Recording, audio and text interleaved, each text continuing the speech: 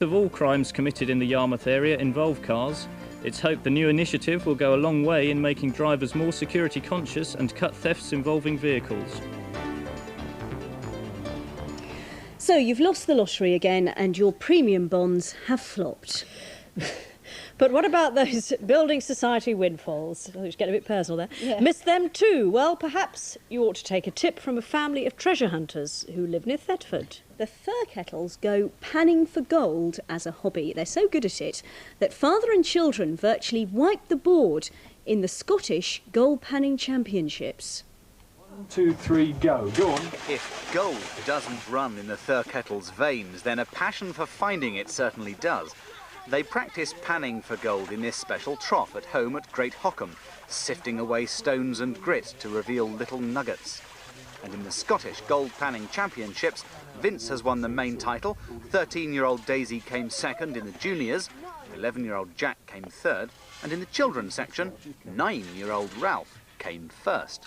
I was panning quite fast and I had to try and keep as much gold as I could. And what does it feel like to have won? Really proud.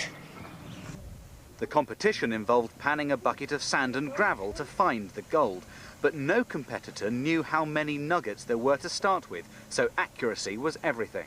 Why do you like doing it? Well, I don't know, but it's just this kind of feeling in me that I want to find it. Is it exciting when you find gold in your pan? Yes, it really is. Vince Thurkettle has been gold panning for years. Little bits of gold lay hidden in streams, unseen by humans since it was formed, just waiting to be found.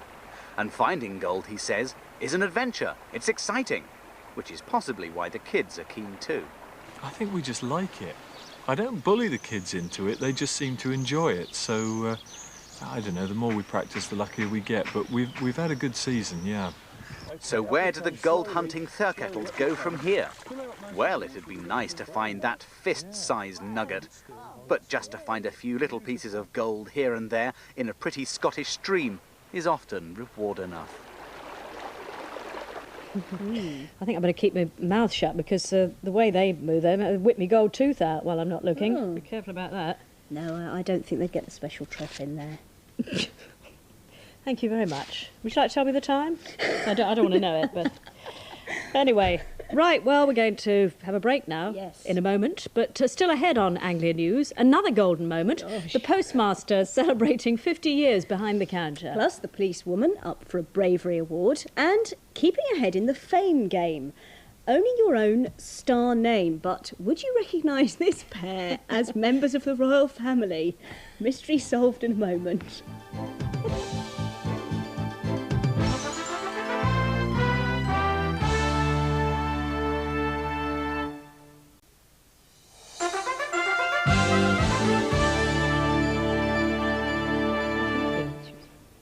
Hello again. A postmaster from Suffolk is celebrating 50 years' service in the shop, which was run by his uncle and father before him.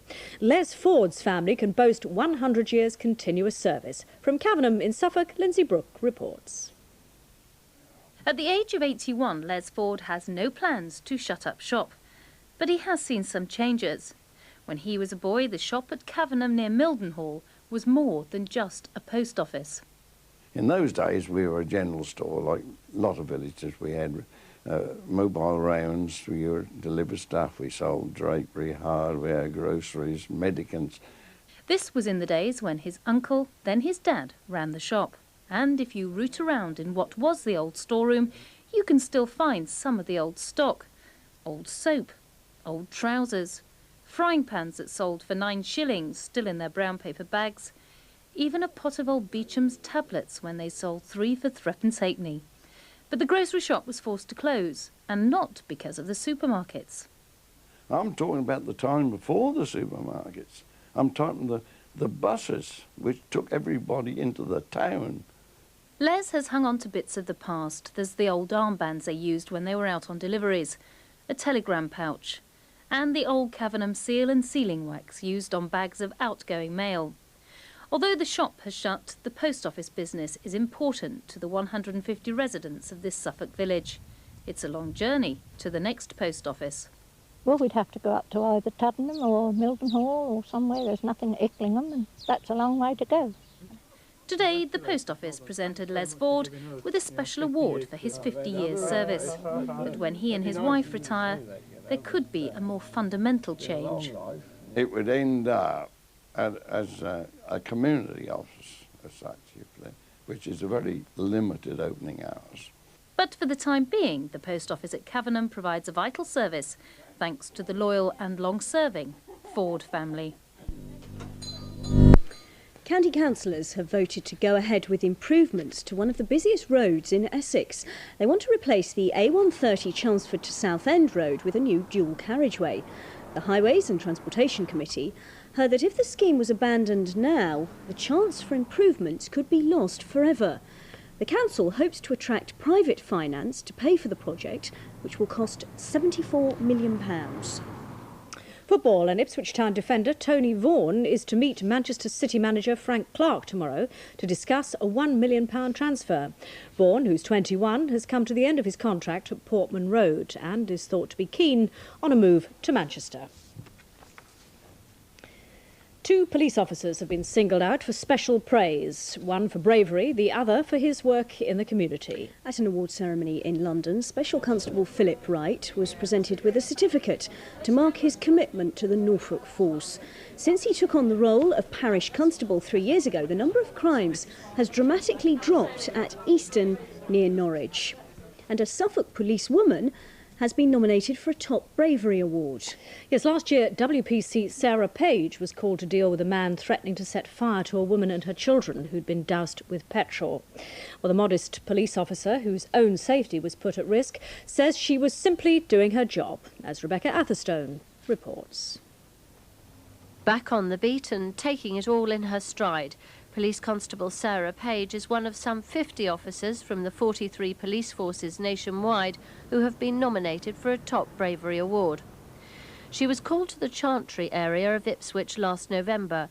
There she was confronted by a man with a petrol can who was threatening to set fire to a woman and her children with a cigarette.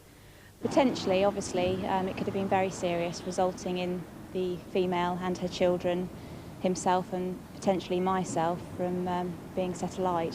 What did you manage to do? Well, it was really just a case of talking to the male and trying to distract his attention away from what he was obviously very intent on doing. WPC Page did distract the man, and the woman and her children escaped. That left her and the man still doused with petrol and still holding the lighted cigarette.